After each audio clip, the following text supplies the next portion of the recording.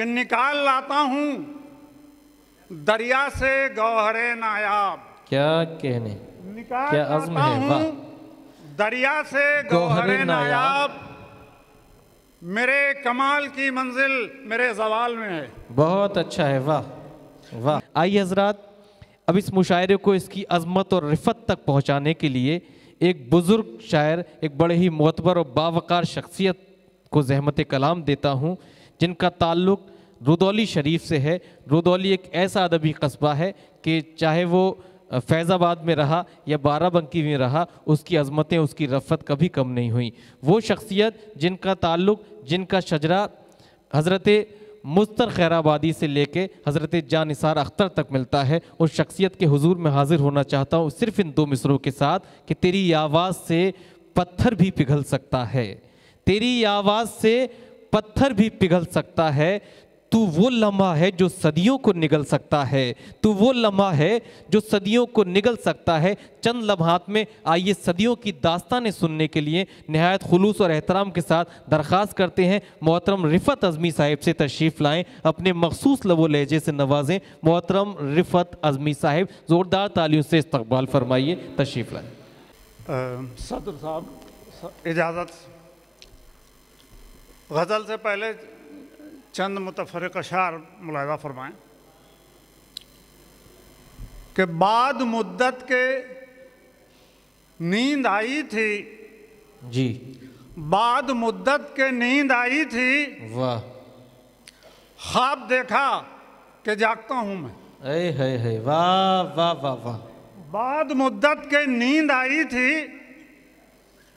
خواب دیکھا کہ جاگتا ہوں میں. اور شعر دیکھیں کہ کھلے میدان میں تنہا شجر ہے، کھلے میدان میں تنہا شجر ہے، کھلے میدان میں تنہا شجر ہے، میرے گھر کا تعارف مختصر ہے. کیا کہنے، کھلے میدان میں تنہا شجر ہے، میرے گھر کا تعارف مختصر ہے. بہت خوب. اور یہ شعر دیکھیے کہ مہذب ہیں مکیں شہروں کے لیکن، واہ مہذب ہیں مکیں شہروں کے لیکن، واہ.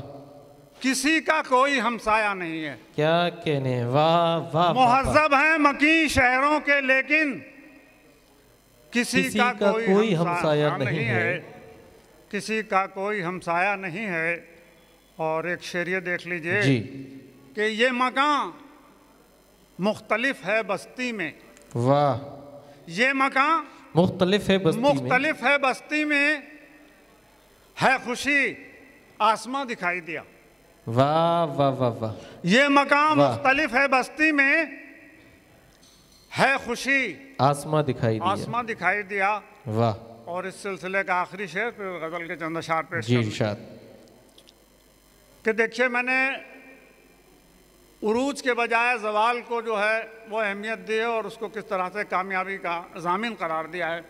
فرمائے شعر کہ نکال لاتا ہوں دریا سے گوہر نایاب. کیا کہنے، نکال کیا عزم لاتا ہے، واہ. ہوں دریا سے گوہر نایاب، میرے کمال کی منزل میرے زوال میں ہے. بہت اچھا ہے، واہ واہ. نکال لاتا ہوں دریا سے گوہر نایاب، واہ. میرے کمال کی منزل میرے زوال میں ہے. واہ. میرے کمال کی منزل میرے زوال میں ہے. کیا کہنے. اور غزل کے چند اشعار ملاحظہ فرمائیں جی ارشاد. کہ دیوار بے خبر ہے کہ در مطمئن نہیں. کیا کہنے ہیں، واہ. دیوار بے خبر ہے کہ در مطمئن نہیں، محسوس ہو رہا ہے کہ گھر مطمئن نہیں. واہ واہ واہ. دیوار بے خبر ہے کہ در مطمئن نہیں، واہ محسوس ہو رہا ہے کہ گھر مطمئن نہیں. واہ. اور یہ شعر بطور خاص کہ کہنے کے واسطے ہیں سبھی مطمئن مگر، کیا کہنے، کہنے کے واسطے ہیں سبھی مطمئن مگر، سچ پوچھئے تو کوئی بشر مطمئن نہیں. بے شک بے شک بے شک. कहने के वास्ते हैं सभी मुतमईन, मगर सच पूछिए तो कोई बशर मुतमईन नहीं। सच पूछिए तो कोई बशर मुतमईन नहीं। जाहिर है हर्फ हर्फ से सच झूठ का तजाद। वाह वाह। जाहिर है हर्फ हर्फ से सच झूठ का तजाद। मालूम हो रहा है खबर मुतमईन नहीं। वाह वाह वाह वाह।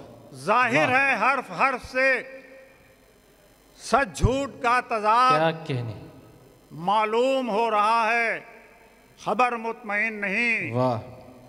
और कितने सितम ज़रीफ़िए हालात के सबब, कितने सितम ज़रीफ़िए हालात के सबब हैं कारवां के साथ मगर मुतमईन नहीं। वाह वाह वाह वाह।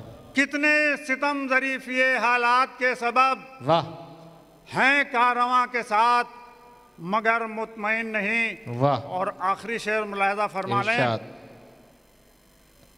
कि ये भी हसद की आंख का एजाज ही तो है। क्या कहने। खास तौर से पेश करना, ये भी हसद की आंख का एजाज ही तो है। वाह।